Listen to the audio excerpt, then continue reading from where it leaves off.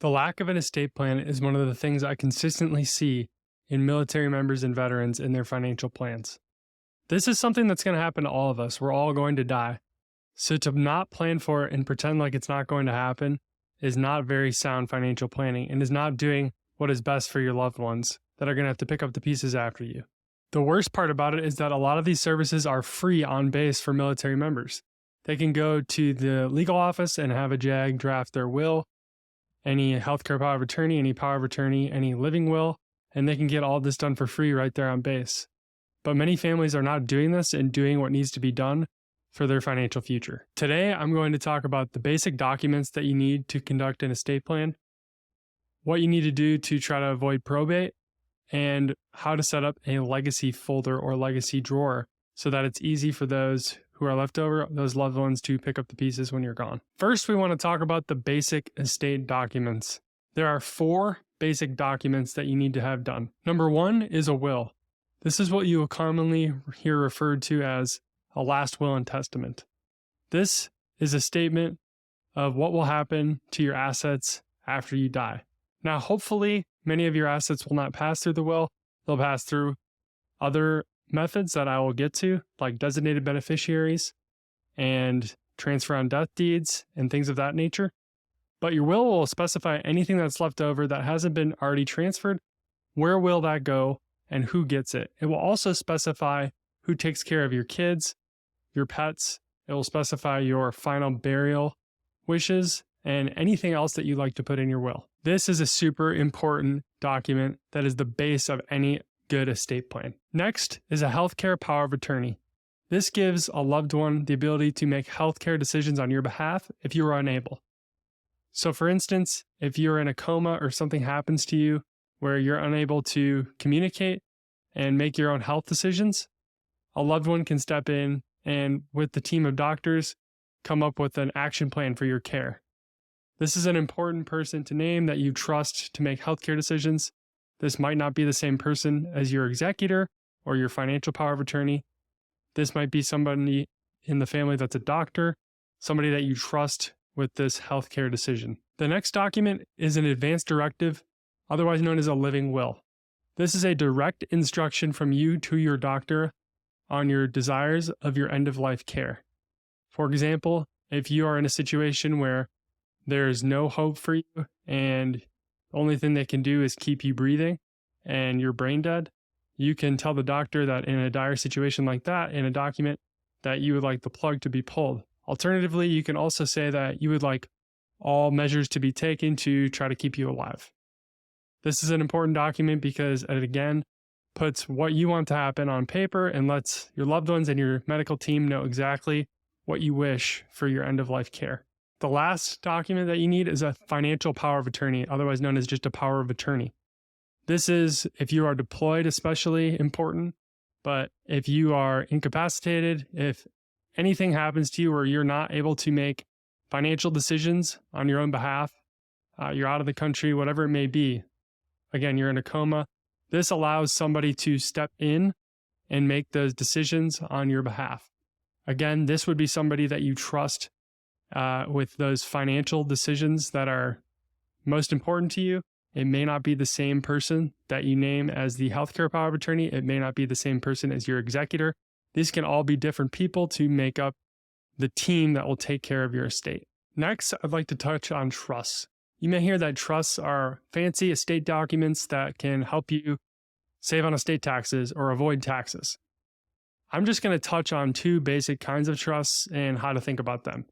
So the 2 basic kinds of trusts are revocable trusts. You'll typically hear them referred to as revocable living trusts, and an irrevocable trust. There's lots of different types of irrevocable trusts. I'm just going to talk about the broad categories. A revocable trust is mainly a probate avoidance tool. So if you're to place a house, a brokerage account, whatever it may be, in a revocable trust, that trust will avoid probate. It also allows for you to make changes whenever you want throughout your lifetime. That's because it's revocable. So placing assets in a revocable trust does not remove them from your taxable estate. It does not avoid estate taxes. All it does is make sure that there is a vehicle, a very well-defined, laid out vehicle that will disperse your assets and can specify very, very specific management of those assets. So revocable trusts might be for those who desire to make sure they avoid probate. So a will go to probate, a trust will not. It's for those who have real estate in multiple states. It's for those who want to maintain the utmost privacy of their estate. They are a little bit costly to maintain. They can be cumbersome to set up. But trusts are for those who want that ultimate control over their estate. An irrevocable trust is a kind of trust that when you put assets in that trust, it removes them from your taxable estate and they cannot be taken back. So a lot of times this will be used by wealthier families to put assets inside of a trust that they think may grow. They can remove those from their estate, gift them to their heirs, and thereby use up their estate tax exemption so that they're able to minimize their future estate tax bill. These are going to be beyond the scope of many military and veteran families, but they are out there and they are an option, especially when estate taxes become an issue in the future. Next, I want to talk about avoiding probate and what we can do to avoid probate. So we just talked about trusts and how those help avoid probate.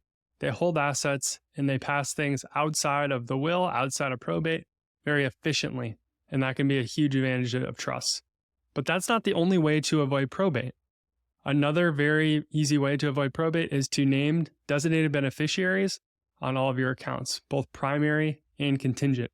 So this would be on your TSP, on your Roth IRA, any investment account that you have. All your bank accounts can have, typically you'll hear them referred to as payable on death.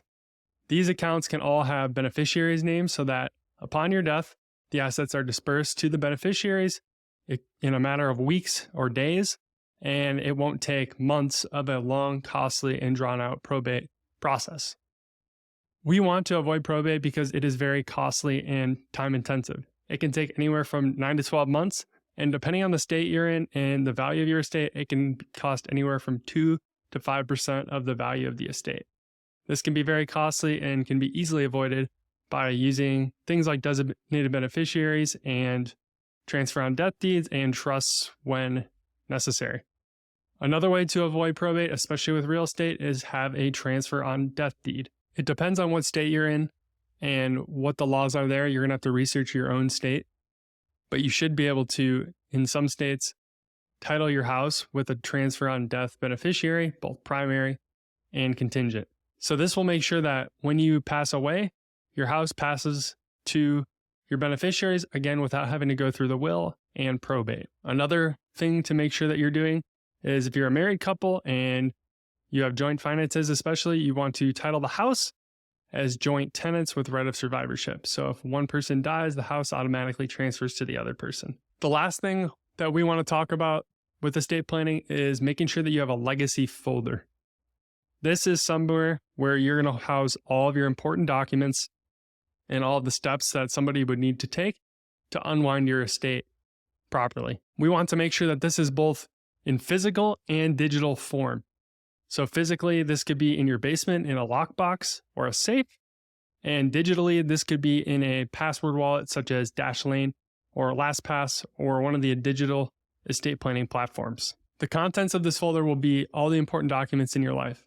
This folder should contain a cover letter, your will and estate plans and estate planning documents, account information, funeral instructions, insurance policies, other important documents such as your social security card and passport, potentially a legacy letter that you write to your loved ones or your children, a budget, and a place that somebody can go find your passwords for all of your digital assets. This legacy folder, once it's set up, should be maintained and updated at least once per year to make sure that it has current information. In conclusion, make sure that your estate plan is put together. That includes getting a set of 4 basic estate documents: a will, a power of attorney, a financial power of attorney, and a living will. Also, make sure that you have done what you can to avoid and bypass probate.